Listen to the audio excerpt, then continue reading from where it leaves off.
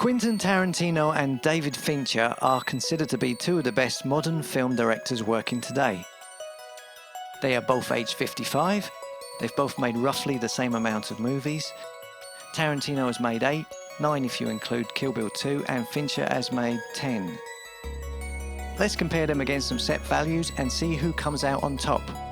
The values we will judge them on are filmography, diversity, financial success, visual style and technical skill, creativity and originality.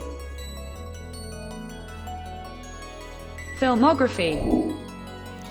Both directors have outstanding filmographies, and both have films that are considered classics that define the era in which they were released.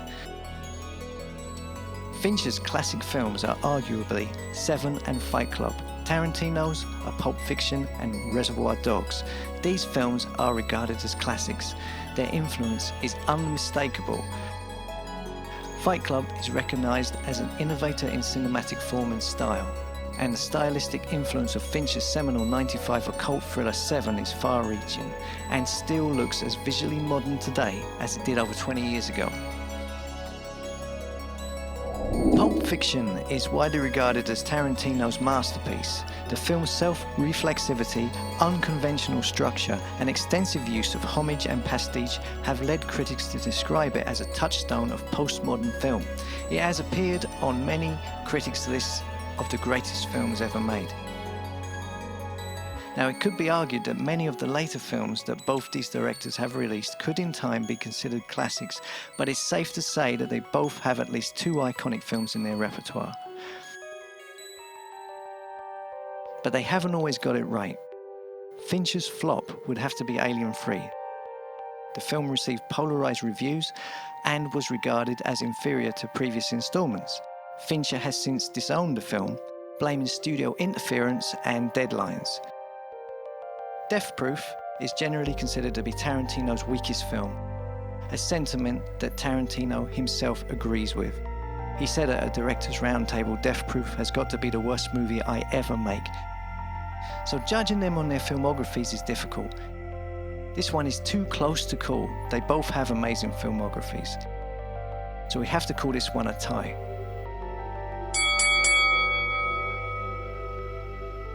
Diversity. The ability of Tarantino to create his movies from his own imagination lends his films an incredibly individual tone. A Tarantino film is unique in the world of cinema. Every film he has ever made is immediately identifiable as a Tarantino film. It could be argued that this makes his films very similar in tone and style. Is there a single Tarantino movie without heaps of violence, gratuitous cinematic references, and endless witty banter over a dinner table? Even though each of Tarantino's films are engrossing and insightful on their own, the total sum of his filmography proves he has limited range. Fincher, on the other hand, can tackle anything.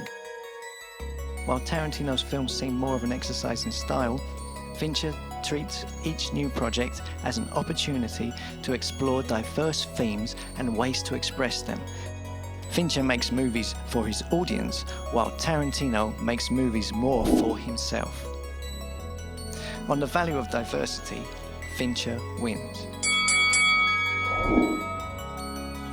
Financial success. While popularity is no measurement for quality, a filmmaker cannot continue to make films that lose money.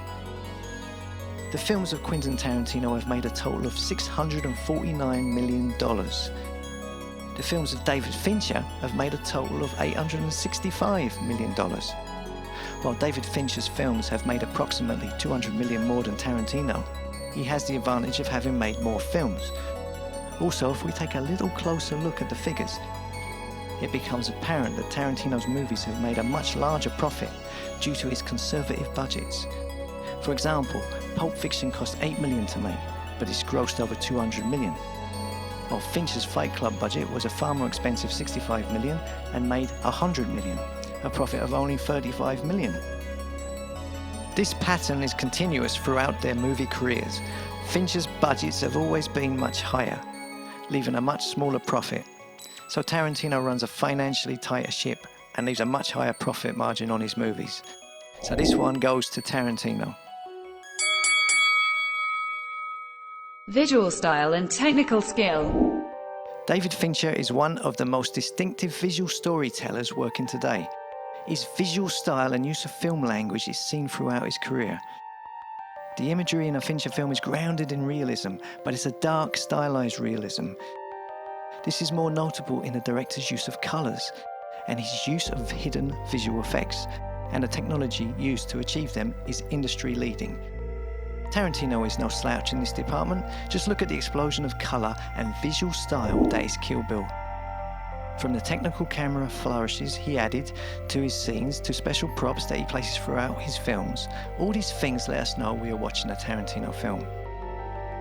Fincher is the master of visual style, and whilst Tarantino comes close, he can't quite match the level of Fincher on this one. Creativity. It's difficult for Fincher to compete with Tarantino on creativity. Tarantino creates his movies from nothing, coming up with his own storylines and characters, writing the screenplay, and then transforming it into a visual form. And it's this that sets Tarantino apart from many other great filmmakers. His films are distinctively his vision. Fincher is amazingly creative in his own way, but against Tarantino, he cannot win on this score. Originality. Have you ever heard of Tarantino's universe? Nearly all of the works Quentin Tarantino has made over the last 25 years are connected through two universes, the real-world universe and the cinematic universe within his real universe. Many of his films feature characters that are related to other characters in different films that are set in a different time. They have branding that carries over from picture to picture. This, of course, is very unusual, unique, and while this can make Tarantino's movies seem less diverse, they are very original. Tarantino has combined genres continually throughout his career to accommodate his solitary vision. David Fincher has a unique and stylish visual approach, which was and still is uniquely his, but within the context of comparing these two directors, Fincher falls short on originality when compared to Tarantino.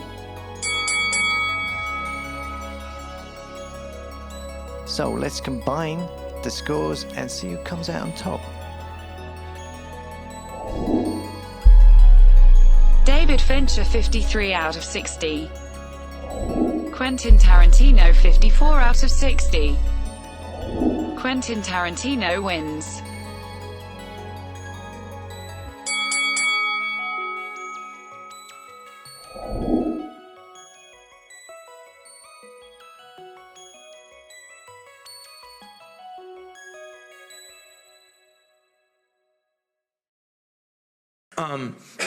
I actually just did a thing the other day. I periodically put the state of film under a microscope and just review it.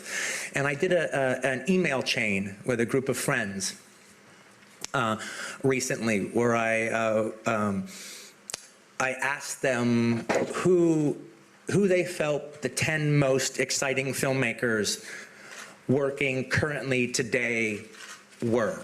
And I wrote my list, and then and then other people started writing their list, and we'd go back and forth discussing it.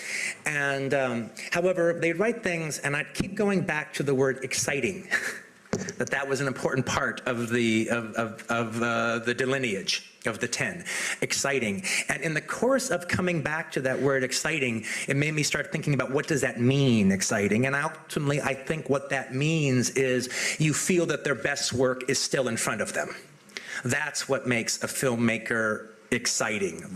That's what makes you anticipate the new movie coming out, because the new movie could be their best one.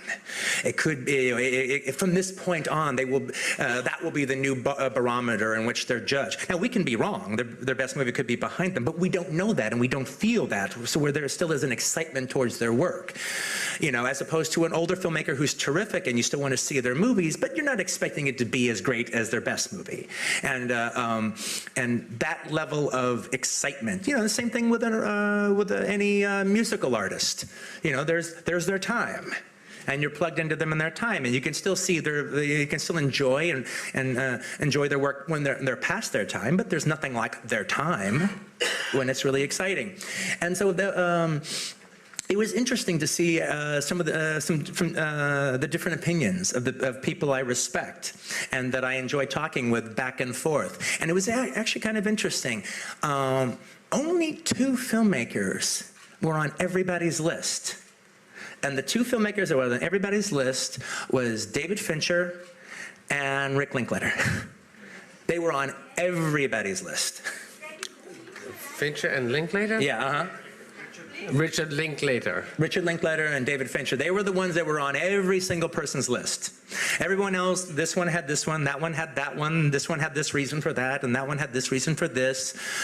To me, the fact that Pedro Almodovar would not be on everybody's list is a mystery to me, but it wasn't. But it was on my list, for sure.